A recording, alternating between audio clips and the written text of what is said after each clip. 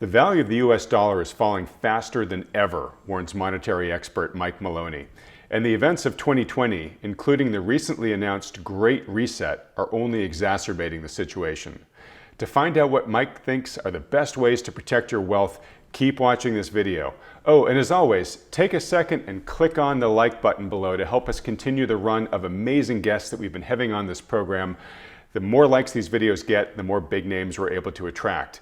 And now, let's get started watching this week's market update video featuring Mike Maloney.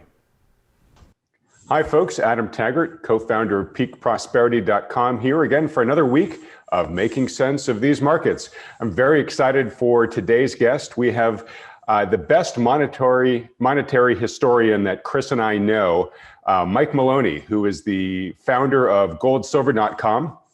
You may also know him as the author of the best-selling precious metals book, The Guide to Investing in Gold and Silver, incredibly popular instruction manual for how to buy precious metals.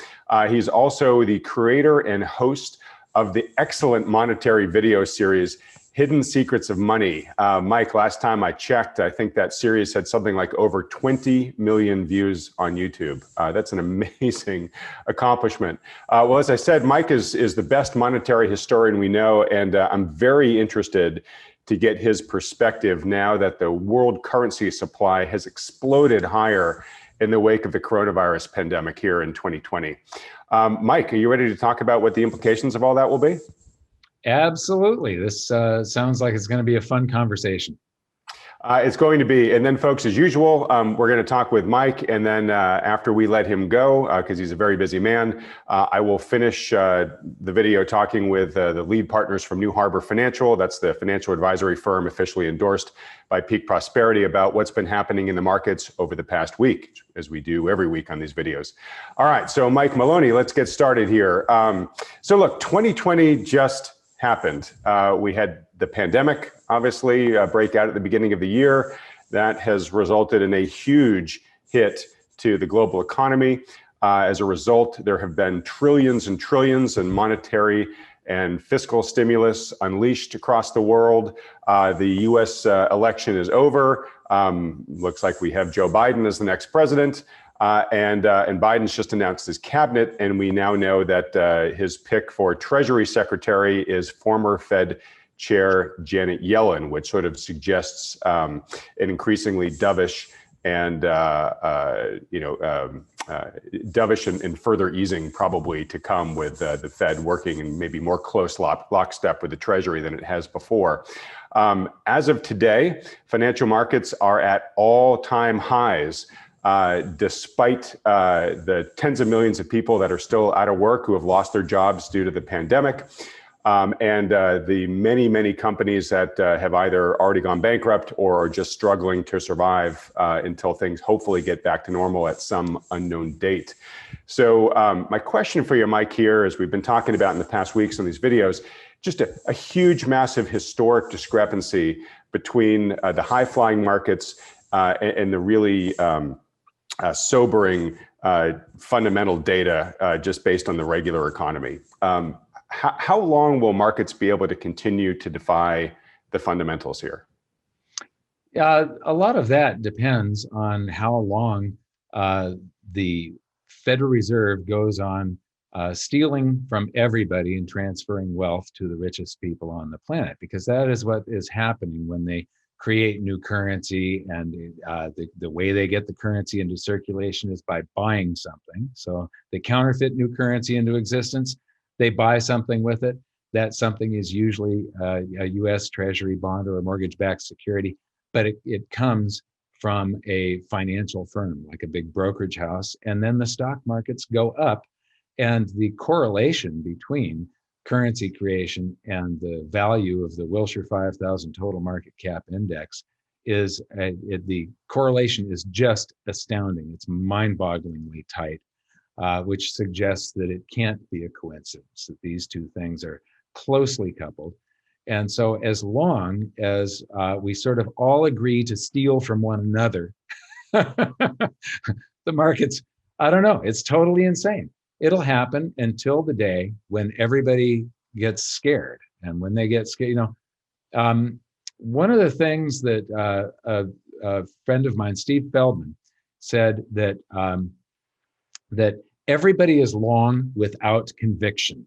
Everybody is long the markets with their finger hovering over the sell button. And so there's going to come a day with a vicious correction. The Federal Reserve will panic again, and they will create a ton of currency. The thing is that it's all of these things are very good for the only currencies that you can't create at will. The things that actually take a lot of human labor and work. It takes, you move more than 30 tons of dirt to get an ounce of gold. And so when you're talking about measuring currency that you can create in unlimited quantities against money, gold and silver, that can only be created with a tremendous amount of work and are very limited in supply, eventually those things have to rise as measured in that currency that you can create at will.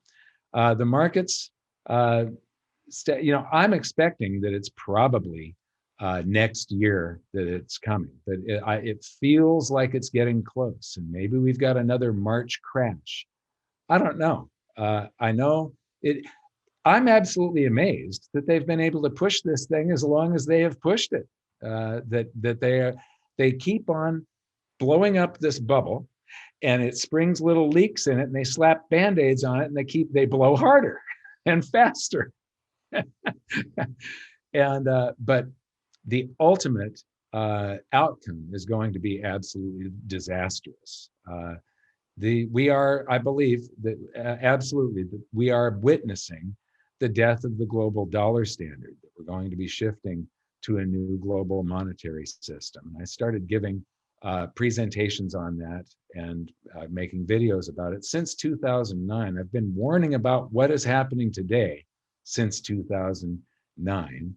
And I wrote about, if you take a look at episode 7 of Hidden Secrets of Money, and which a lot of came out of my book that was written back between 2005 and 2007. I wrote about what is happening right now. And this is the early stages of this collapse, where they are creating currency at just an amazing speed, but velocity is slowing. The number of times that a unit of currency is involved in a transaction in a year is slowing, and that compensates for the currency creation. So the quantity is going up, but the number of times that it's getting used, each unit of currency is being used, is falling. And so you're not seeing that much retail inflation right now. But all of this stores energy, and it's going to come back to us. It's going to be vicious when it comes back to haunt us, and it will. And let's dig into that just for a sec, Mike, because I think it's a really important point. A lot of people, hear the Fed talk about low inflation, and therefore it needs to, it gives it more air cover to intervene in the way that you're talking about. And that's because of the low volatility. What are some things that could change that volatility, right? Because an example of where you have lots of currency printing and lots of volatility, might be like a Weimar Germany or a Zimbabwe, where that money just starts getting out there into the world like crazy, and all of a sudden prices just go absolutely through the moon.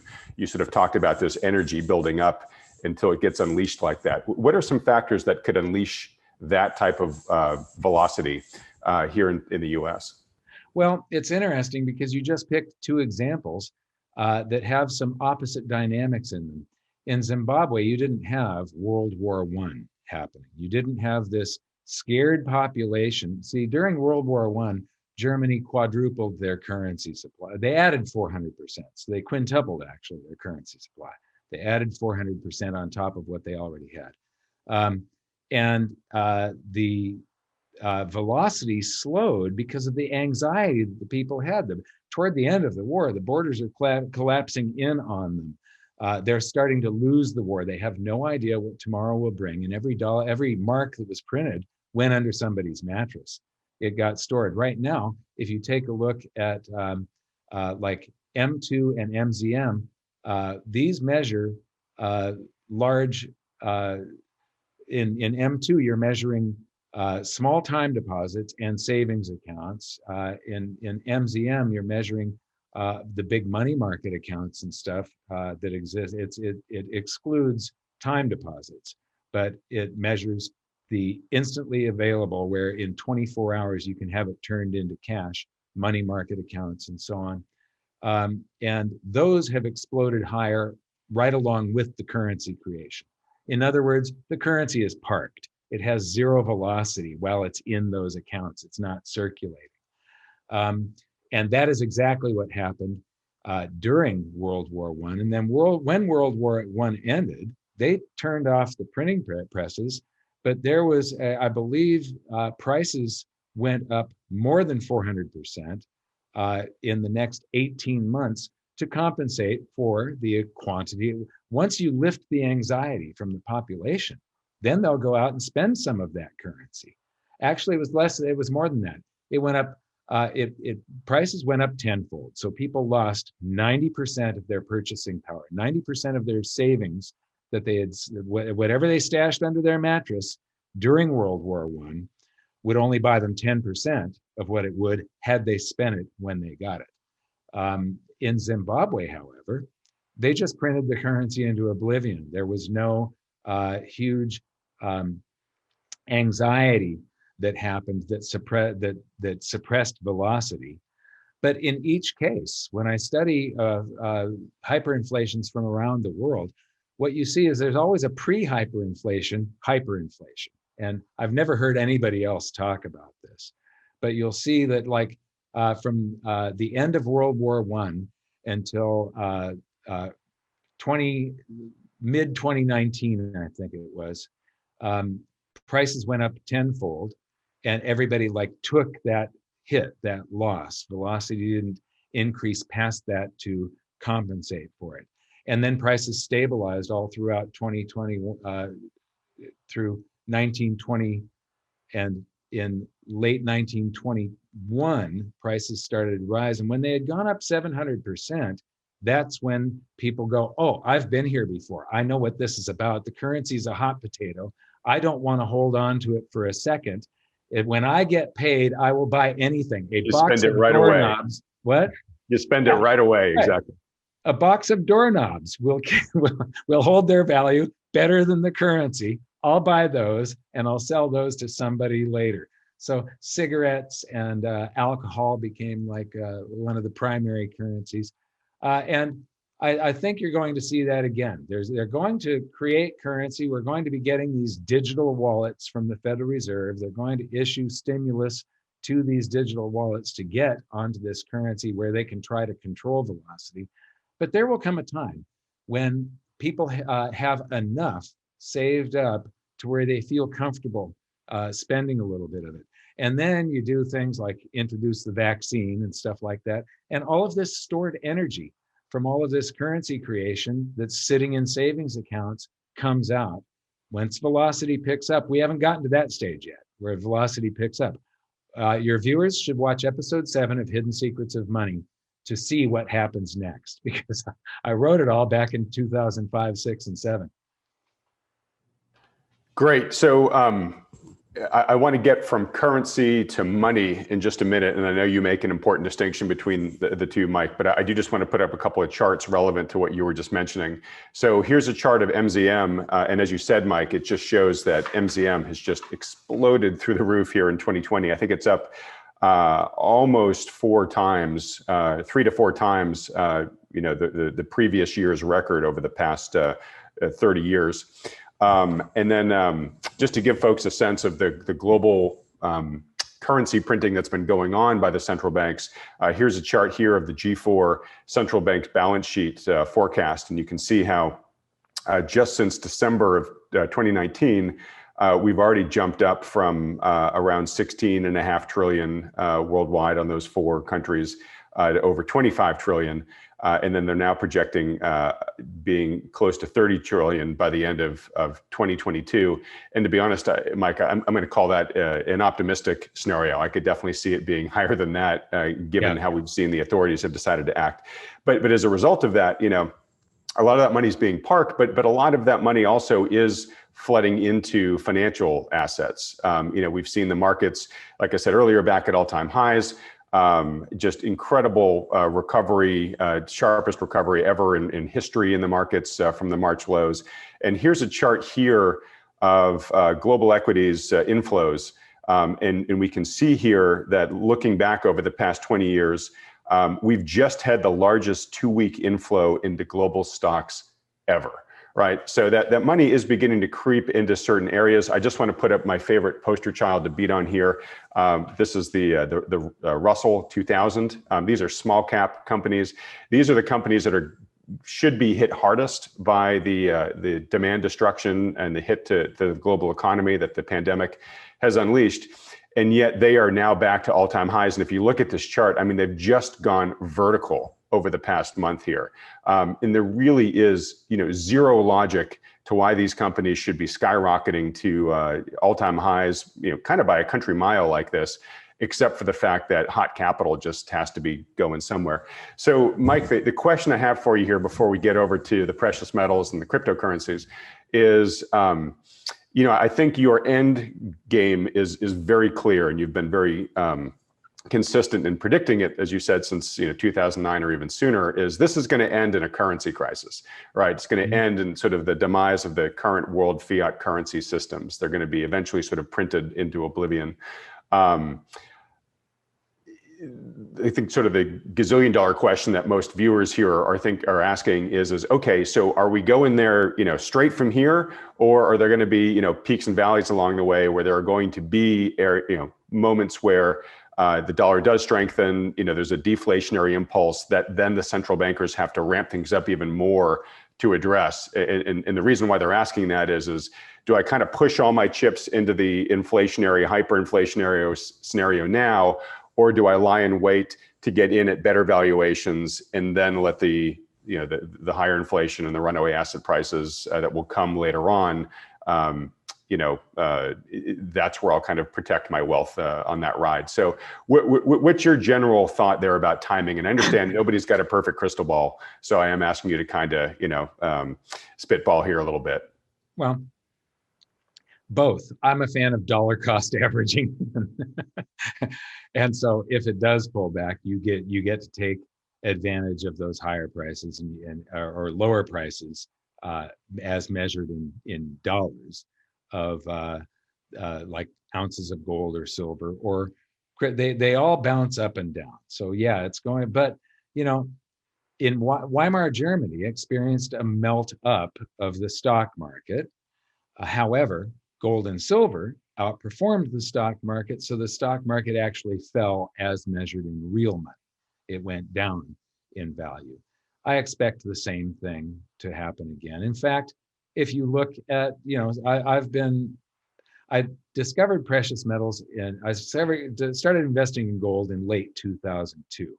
And so the spot price was around $315 an ounce then when on my first purchase.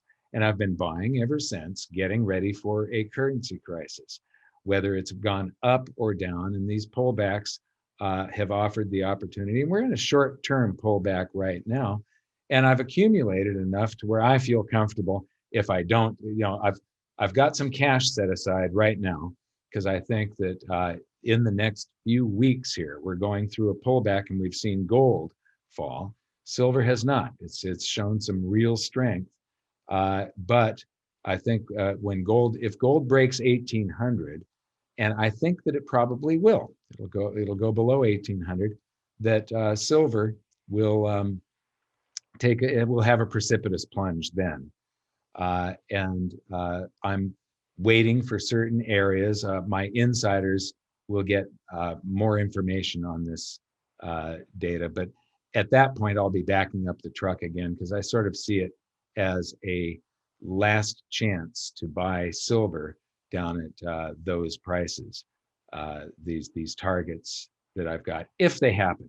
Technical analysis is not, a good technical analyst might be right 55% of the time or 60% of the time, but they're still wrong 40 or 45% of the time. So, and I'm not a good technical analyst. I'm an amateur when it comes to that. But I do have some targets. I think that it's highly possible that we'll go through this short-term pullback. I've always said that the dollar probably will rally. I've always maintained that we're going to go through a short-term deflation, and we've had a lot of deflationary episodes when it comes to like the stock markets, and then the Fed fights them with major inflation. So we've got this inflation deflation battle, this tug of war going on, where you can see that naturally deflation wants to occur right now, and the Fed is trying to stop that. And they can only do it with interest rates down at zero. Their only tool is currency creation. And so, and that is ultimately bullish for the precious metals. I don't see this holding out that much longer, but I thought it would be over with by now. So when it comes to timing, that's a really hard one to guess. When it comes to whether or not it will happen, I think that's an absolute certainty. And so I'm placing my chips personally on the thing that I think has a certain outcome. And then I just have a high degree of patience. I've had a high degree of patience. We're coming up on, we're at 19 years now, and soon it'll be, or 18 years, I guess, that I've been betting on this outcome.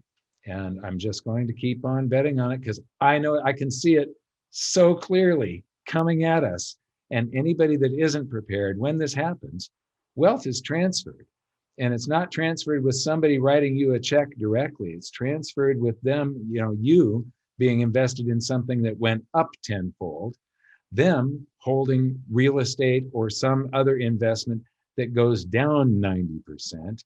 And you're able to buy, if yours went up 10 times and theirs went down 90%, then you're buying it at a penny on the dollar, basically. It's a wealth transfer from them to you.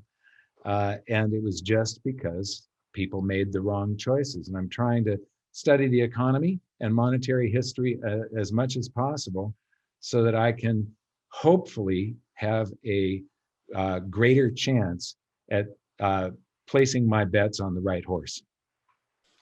Well, that sounds super wise. And so, Mike, we've got a lot of people that are very interested, maybe currently invested in the precious metals. It's something that we've talked about for years at Peak Prosperity, just like you have at Gold Silver.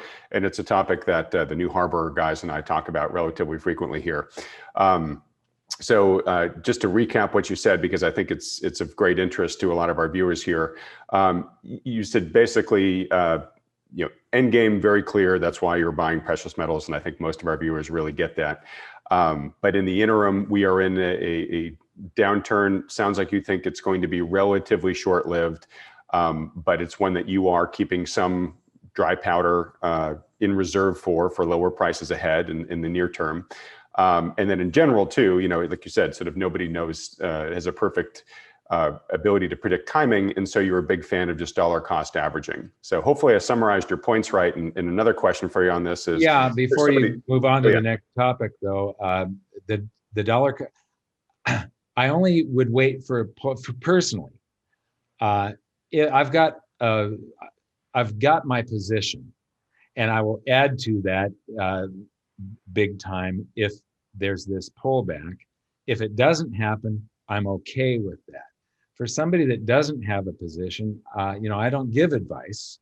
I just tell them what I do. And I just kept on, when I didn't have a position, or when my position wasn't large enough yet to where I felt comfortable, I just kept on adding and adding and adding.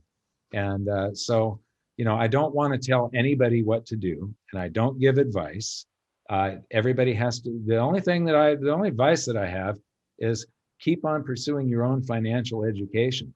Learn as much as you can, and then make your own choices. Don't, try to get the best advice that you can. Great. And that's very consistent with what I was about to ask, which I'll do now, which is for somebody that hasn't bought in yet, I assume you would say it's not too late to start adding in, right? No, I see many multiples of where gold and silver are right now, and I see these as guaranteed things. And there's a lot of people are betting on cryptocurrencies, and cryptocurrencies, many of them will outperform precious metals, but precious metals are like this sure thing. And I see cryptocurrencies as something, it's to me, I own cryptocurrencies. I've got Bitcoin and several others. Uh, and I do believe that I own them because I believe they're going to go higher, and it'll be in many multiples. There's going to be a lot of losers out there, but they are something that's different. And as fiat currencies as people start to lose confidence and they sort of become under attack, the world's central banks and governments aren't going to give up this power that they have over us easily. And they can't. A government cannot destroy Bitcoin or get rid of it. It's just not possible the way Bitcoin was engineered. But they can impede the exchanges where you can turn Bitcoin back into US dollars. And so I would imagine that we have things coming up someday where they may want to, they may want to try to make gold ownership illegal again for Americans. It's possible, like they did in 1933. And they may want to make it, they may give you a month to cash in your Bitcoin for dollars. And after that, you can no longer convert cryptocurrencies into US dollars if you're an American. And then they'll slap an 80% tax on any capital gain that you've got, because the government loves to change the rules. So I see these as two different things, and you should, and personally, I have bet on both because I don't want to bet on anything that is connected with an economy that is falling, a stock market that is zooming, and everything just like out of control crazy. Nothing makes any sense anymore. And there will come a day of reconciliation where all of these things balance once again. And that takes an enormous crash in the stock market or suddenly we would have to have this huge increase in GDP, which isn't going to happen, especially with the second wave of lockdowns. Great. All right, look, I've got one last topic I want to get to you, but just one quick question for you on the cryptos. And I'll take a quick 15-second answer here. You don't have to pontificate too much. But as we're talking, Bitcoin is back at 19,000. And that's the height it reached back at the end of 2017 when it had its last sort of blow off top. And definitely the price action in Bitcoin has been pretty exponential in the past couple of weeks, right? It's gone pretty vertical. Now there's a lot of people saying, hey, this is just another blow off top. It's going to correct again. But there's another equally vocal set of people who are saying, hey, this is the moment that the cryptocurrency ecosystem's been waiting for. You're beginning to see some big companies, some big funds begin to really purchase big stakes in Bitcoin. And this is finally that watershed moment where mainstream capital is beginning to get into the crypto market. Do you have any thoughts either way on this? Yes, I agree with your latter statement. This is sort of a watershed moment. So the logarithmic chart, if you take a look at Bitcoin over the long term, you'll see that every time it breaks its previous high, it goes up in multiples, sometimes many multiples. It may exceed 10 times its previous high. Now, the steps are not quite as big as they used to be back in 2012, 2013. But I would, once it breaks this $20,000 area, I would think that $50,000 is sort of in the cards. And eventually, I think it was John, is it McAfee or McAfee? I'm not sure how to pronounce his last name. I think it's McAfee. McAfee. So John McAfee once said, if Bitcoin doesn't go to $1 million, I'll eat my own. Don't know if I can say that on your show. I think he put a time deadline on that has passed, by the way. I know, and he didn't. Never put a time deadline on a prediction like that. Right. So, but there's an entirely a possibility that can happen. Having said that, it is the first of the cryptocurrencies, and it was not completely thought out and well designed. It uses a tremendous amount of power, more than many countries, to keep it going.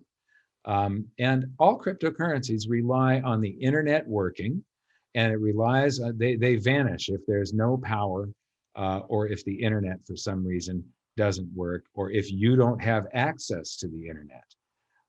You know, at that point, you may as well not have any cryptocurrency. It doesn't exist for that moment that you don't have access to the internet. So precious metals and cryptocurrencies are two very different things, but they both are safe havens when it comes to they're the anti-fiat currency. So if you're betting against fiat currency, this is a good place to go, both of them. All right, great. And that's a good segue into our final question here, which is one of the things that 2020 has also seen is the emergence of this global initiative being referred to as the Great Reset, right? Where you've got many of the world's leading countries basically saying, look, the world has challenges ahead of it, some that we know of, some that we don't know of, like a pandemic occurring out of the blue. And it's time to start doing things differently. It has a very strong focus on sustainability and equity. Sustainability both in terms of economic and environmental sustainability, equity in terms of at least in spirit, trying to shrink the wealth gap that's occurred between the wealthy and the have-nots around the world. I know you've just recently done a video on the Great Reset. Can you just give folks kind of a general overview of your thoughts of it and what implications it may have, both for the world in general, but also in terms of currency and wealth? Sure. First, though, I want to say that these people that are planning this reset that are, they're taking advantage of what has been happening, the current emergency that's going on. Never let a good crisis go to waste, right? Right. Never let a good crisis go to waste. And but these are the same people, these are the central banks, and these people, the elites that want to control everything, are the ones that are causing the wealth disparity. And now they're going to be the solution. It will only get worse if they're managing things. They want to try to manage this and not allow the free market to work. But I have been, in 2009, I gave my first presentation on the death of the global dollar standard. And it was based on research that I did back in 2005, 6, and 7 while I was writing my book. I had a book called Manias, Panics, and Crashes. And I put that plus every currency crisis, every set of bank runs, everything that I could find where there was some major economic event. I put it in a spreadsheet. This took me months to do all of this research and put it all in a spreadsheet and list it. And I sorted it, and I was looking for cycles, something that repeats on some sort of regular basis. And one thing stuck out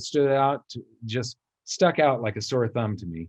And that was that every 30 to 40 years, this was back then, the world had a brand new monetary system. It's actually 28 years. I was rounding. The shortest monetary system was the intra-war gold standard called the gold exchange standard. But we had the classical gold standard before the war, where currencies were fully backed by gold. The gold exchange standard in the US, we were 40% backed by gold. The Bretton Woods system from 44 to 71, where there was no specified amount of gold backing, but it started out at 40%, it dropped to 8%. And countries were actually creating an international bank run, the US being the bank.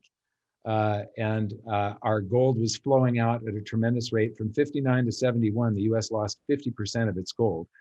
Then Nixon closed the gold window. There actually used to be a window at the New York Fed that paid out gold for US dollars, but only to foreigners. A US citizen could not redeem gold still under the Bretton Woods system. And then we tried to do, I can't remember, I keep on forgetting this, whether it was the Washington Accord or the Smithsonian Agreement. I think it's the Smithsonian Agreement. But each one of these events, there's an emergency meeting of a bunch of economists and treasury secretaries and the heads of the world's central banks and stuff. And there was the Genoa Conference in 1922, the Bretton Woods conferences in 1944, and the Smithsonian Agreement in 1971. And so there's an emergency meeting that happens to try and hash out a new world monetary system. They put together a plan in 1971. It all fell apart, and we were just sort of left with this floating exchange rate system. And since the world had been flooded with US dollars, all world central banks held US treasuries and US dollars as currency reserves. The global dollar standard was just a default that accidentally happened when the Bretton Woods system imploded. Each one of these was a baby step off of gold, something that has never failed. A baby step off of gold. The next step is from nothing back to something. Each transition the last times around was something that the average person didn't even know was happening and didn't really feel. It was the world's central banks, international, multinational companies, and banks, large commercial banks that were represented in multiple countries. Those felt it, and they were scrambling to try and deal with the ramifications of the change from one monetary system to another. But people don't realize that the dollar that we use today is completely different than the dollar that was used before 1971, which was completely different than the dollar before 1944, which was completely different than the dollar before before the Federal Reserve, 1913. Actually, they went into business. They opened their doors in November of 1914. That's when the dollar went from full gold backing to a fractional reserve Ponzi scheme. I've discovered that when I was writing my book, 2005, 6, and 7, and I started giving presentations on it in 2009. I called it the death of the global dollar standard. Everybody else is now calling it the monetary reset. So it's something that is going to happen. The current system is now 49 years old, and it becomes 50 August 15th of 2021. It's the worst designed, most unstable of these systems, and it's the longest lived. And when I first started giving these presentations, there would be like a nail in the coffin every year or two. And then they started coming every month or two, and then every week or two, and then every day or two. And now there are multiple nails every single day. So you can, if you're paying attention, you can see the cracks in the global monetary system, that it is coming apart. All the world's central banks are starting to develop these digital blockchain-based currencies and that they're going to be issuing soon, because that makes it easier for them to maintain control when everybody would really rather turn to something else. But the world is turning away from the US dollar. This is going to cause an enormous wealth transfer as this event takes place. And it won't be anything unusual. It's just history repeating. And I said in these videos, mark my words, there will come a day where there's an emergency meeting of the G20 finance ministers or something like that. And it's just the same as the Smithsonian Agreement, the Bretton Woods meetings, the Genoa Conference. It's the same thing, just happening over and over again. It's history repeating. Nothing new, nothing to see here, folks, but just get ready for it, because it'll cause a wealth transfer, and you're either going to be a victim or a beneficiary. You have to like make this choice. If you don't make the choice, you're a victim. All right. Well, Mike, you just demonstrated way better than I could have ever said why we call you the best monetary historian we know of, because you just gave us a great dial through. As you're saying, these are just cycles in monetary history. We have sort of a new system introduced every so often. Sounds like you're saying you see this the next cycle of that, what some people have been calling the monetary reset, will be part of this great reset that's being proposed here. You also mentioned that you imagine that it's going to be digital in some form. You mentioned backing a little bit ago. Do you think this new digital currency will be backed by anything, or will it still be sort of your full faith in the government that's issuing it type of instrument? Well, the currency is actually backed by something. First of all, the US dollar is mostly backed. The vast majority is backed by future taxation. When the Federal Reserve buys a US Treasury, they are buying a cash flow stream out of future taxation. And so every dollar that exists is a receipt for your enslavement. You're going to have to give them you're going to have to work and produce income for them in the future. They're going to take a slice of everything that you make in order to have prosperity today, in order to have dollars in circulation. The Federal Reserve creates dollars, but they've got them. And to get them in circulation, they buy a US Treasury or a mortgage-backed security from somebody. So either you're paying for our prosperity, our currency in circulation, through your mortgage payments or your taxes. That's what backs the vast majority of the dollar.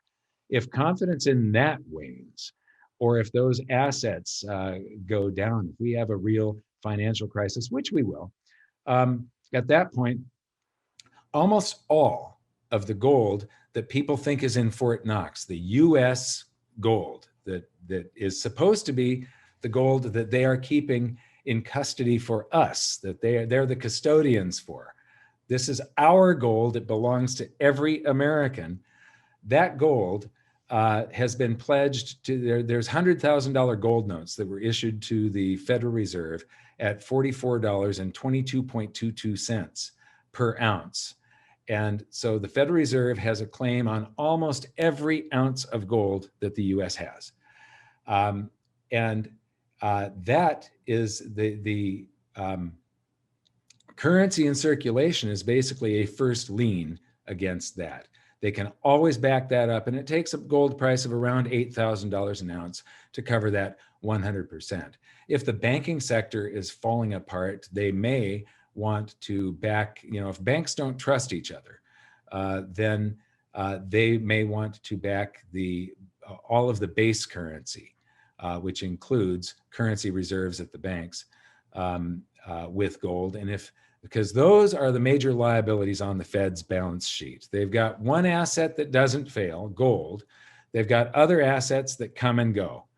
And the gold will still be there if everything else goes.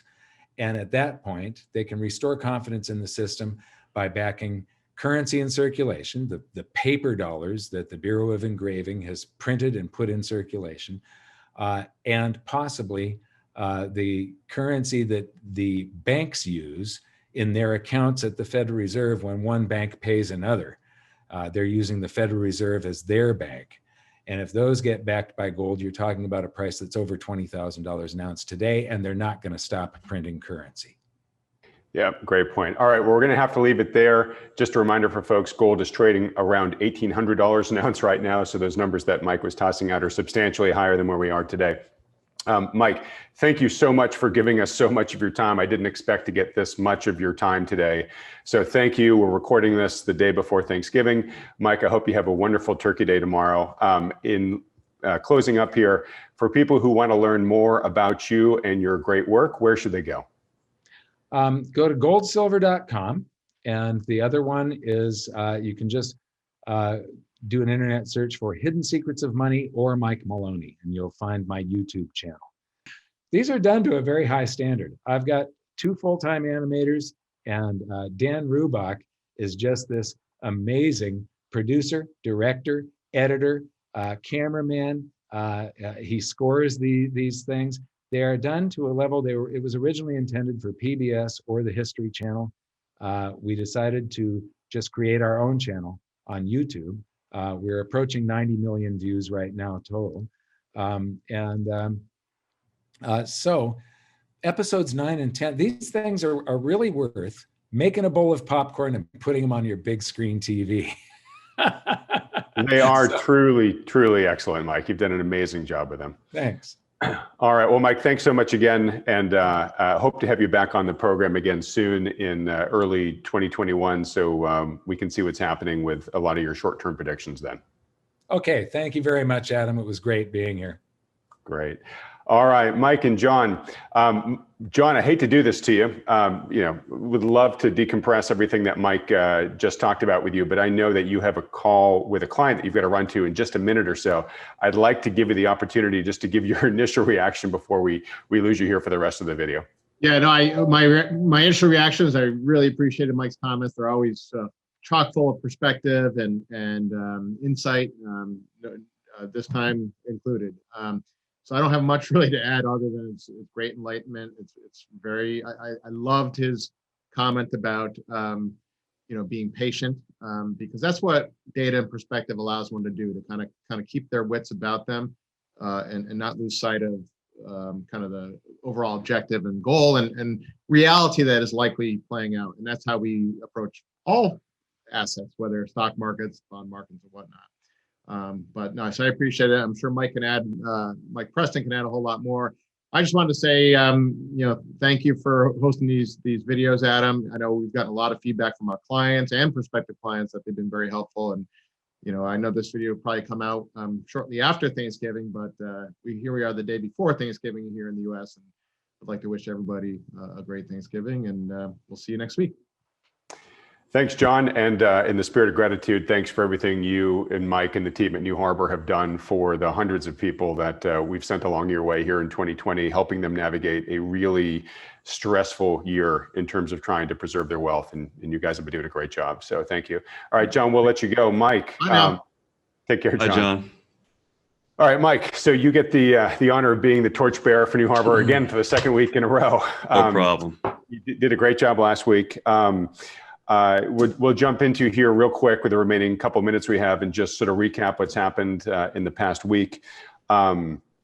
Two things though. One, I'd love any piggybacking you want to put onto John's comments about what Mike said. And then secondly, if you can address the short-term correction that we talked about that's been continuing to go on with gold. Any thoughts about that? But also, I know in your portfolio, because gold and precious metals miners are some of the, long positions you do have in the portfolio, you have those protected to the downside. And I'm curious if you have an update as to how the insurance that you've been buying has been performing here as those prices have continued to soften. Yeah, so we can start there. So we've had a pretty precipitous decline in gold over the last couple of weeks. In fact, in the last week alone, gold is down about $65 an ounce since we talked last Thursday. GDX and the gold mining complex got hurt a little bit more than gold price, which is pretty typical. They're a leveraged bet on gold prices. So gold, the exchange traded fund GDX is down $3 per share compared to last Thursday. So that's almost 10%. So we do have some hedges on most accounts. The hedges defray some, but not all of the downside. That's the thing about insurance. There's always some amount of deductible that you pay. We did have a move down through our strike price last week. Again, most accounts had protection at the 37 level or so. And, we closed down at, I think, 35.90 or so. So there was some downside protection there that we were able to collect. And we have reinstalled put protection down at the 32 level going out another month or so. So again, it's another deductible, if you will. So it's not a perfect hedge. I wish it was. It always costs something, but it defrays some of it. And it makes it so that what we're really doing is taking the absolute waterfall decline off the table. GDX right now is right around 34. As bad as it feels, it only moved down from about 40 or so to 34. It's not really a huge move. What we want to put protection in for more than anything for is the type of move we saw in March when we went from 30 to 16 in a couple of weeks. So we have, to the end of the year, we have protection about 8% or so below current levels, and we feel pretty good about that. In terms of the pullback, Mike Maloney there was talking about we probably go into the 1700s on gold. Maybe the futures market actually hit 1797 or so yesterday. This is a pretty big area of support on both miners and gold. So we'll wait and see what happens. We do expect a bounce. I don't know if it's next week. I don't know if we go lower first. But the put protection is there so that we can ride through this volatility, because no bull market goes straight up without pullbacks. This to us looks like a shakeout. Already almost everywhere you tune into, they're calling for an end to the gold bull market. I mean, Janet Yellen's going to be back in at Treasury Secretary. It looks like the Fed and Treasury and our politicians are going to do nothing but more printing.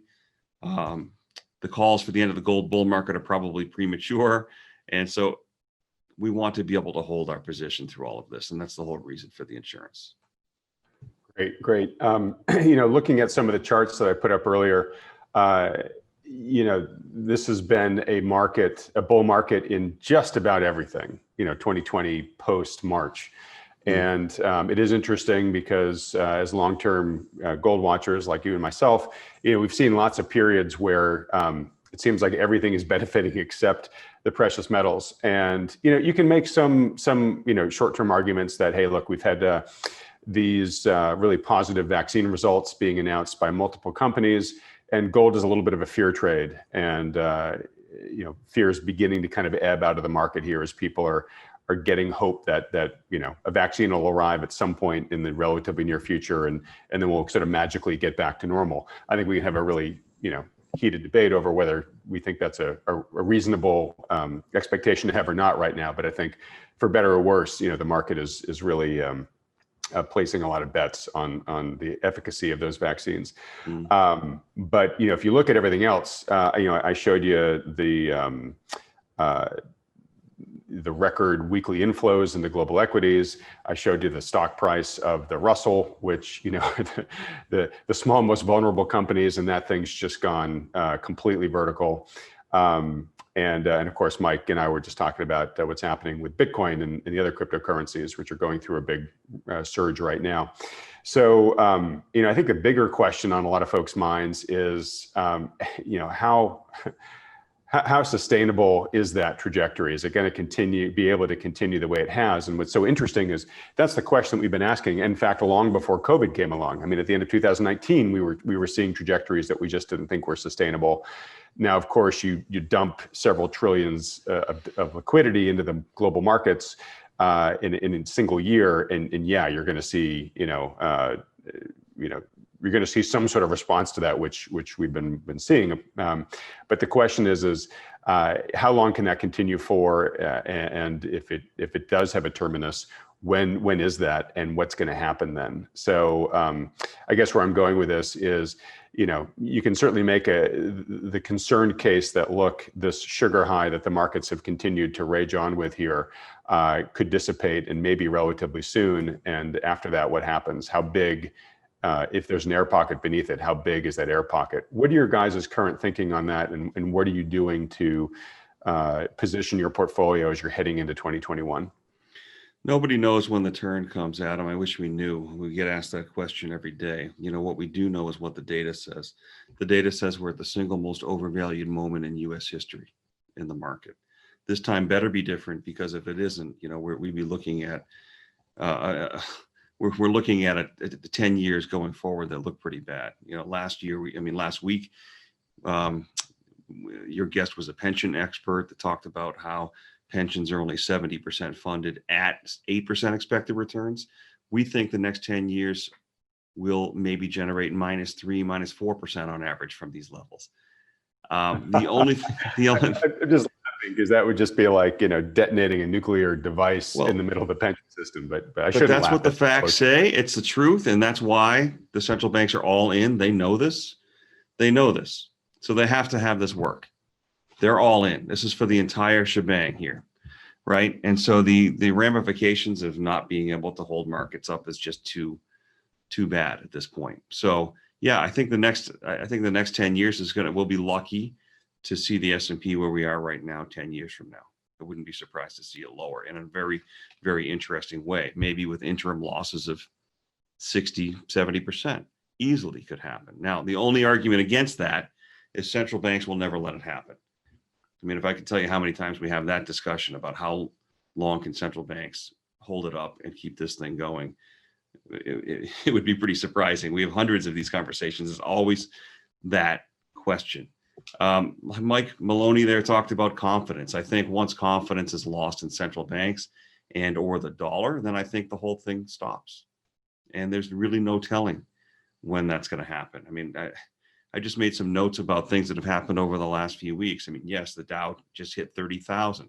That's a big round number. The market has ways of having trouble moving much past round numbers. I remember, and I was in the business. I started in 99. I think that the NASDAQ topped at almost exactly 5,000 back then, and then turned. So who knows? I mean, that's a big round number, a lot of celebration around it. Wouldn't be surprised if that marks some type of turn when we look back in hindsight.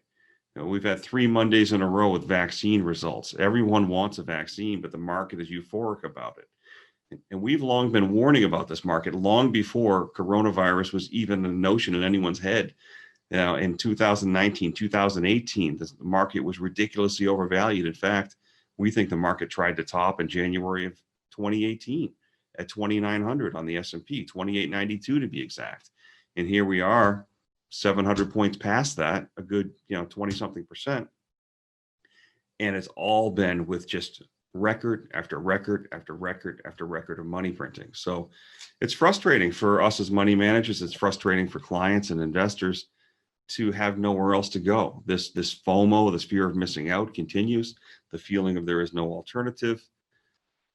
We think we're looking at a lost decade ahead. We think that markets will easily lose more than 50% in the next downturn, whenever that is. I should also point out that markets just hit another milestone, 179% market capitalization divided by GDP. It's another way of measuring valuation that's very reliable. None of it matters till it matters, Adam. I don't know what it's going to take, what the catalyst is going to be. Would not be surprised to see it happen soon. Late, even now, even in the next month. Everyone is assuming a Santa Claus rally. I wouldn't be surprised to see us pull back into year end. All right. Well, whatever happens, Mike, we will be tracking it here weekly. That's a big reason why we do these weekly videos, is so that we can keep people updated in more or less real time as to what's happening with the economy. So in wrapping this up, Mike, I just want to say, in the spirit of Thanksgiving, which again is tomorrow here in the US, I do think we should all feel grateful right now that we have the gift of time still. So yeah. Mike, you just mentioned, tremendous amount of risks. New Harbor's prediction that at some point here, there's going to be a very material correction. And so right now, with asset prices at all-time highs, if you are still exposed to this market, you're holding a lot of long positions, but feeling uncomfortable about it, and want to begin to take some of the defensive measures that Mike Maloney or Mike and John from New Harbor have been talking about here, you have time to do that. And honestly, right now, you've got highly elevated prices to sell at, which is a gift. So in closing, I just want to do a couple quick reminders for folks. One, Mike and John and the team at New Harbor offer free portfolio reviews. It doesn't cost you anything. There's no expectation to work with them. It's just a public service that they and we have worked out here between Peak Prosperity viewers and the team there at New Harbor. If you have not done that yet, highly recommend you do it. Again, there's absolutely no downside, no cost to you to do so. You don't have to work with the guys if you don't want to, but you'll get their advice, and you can then determine what action, if any, you want to take off of that. If that's of interest to you, stick around to the end of the video. We tell you how to do that. It only takes a couple of seconds. Again, if you haven't yet, two things. One, click the like button. It does make a difference in how widely these videos get shared. Also, subscribe to this video channel if you haven't, or if you have but might have been unsubscribed, because we've been hearing from a lot of people that YouTube is a little wonky and sometimes we'll just unsubscribe people without letting them know. But that way you'll get alerted every time we do another one of these videos. And with that being said, Mike, I will look forward to seeing you next week.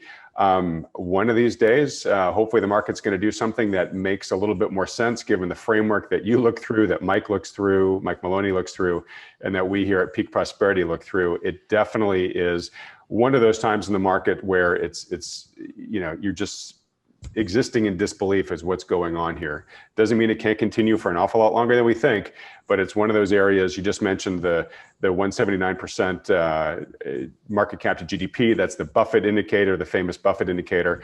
That is at an all-time high of overvaluation, and that has been an incredibly reliable indicator of when a correction is going to happen. So hopefully everybody who's watching here is at least aware of the risks in the market and hopefully taking prudent action as we go into the end of the year here. And with that said, Mike, look forward to seeing you next week. Thank you, Adam. See you next week. Happy Thanksgiving. If you'd like to schedule a consultation with the financial advisors at New Harbor Financial, simply go to greylockpeak.com. These consultations are completely free and there are no strings attached. The good folks at New Harbor will simply answer any questions you have about your investment goals or your portfolio and give you their best advice given the latest market outlook. They're willing to do this because they care about protecting people's wealth, and because Peak Prosperity has connected them with so many thoughtful investors just like you over the past decade.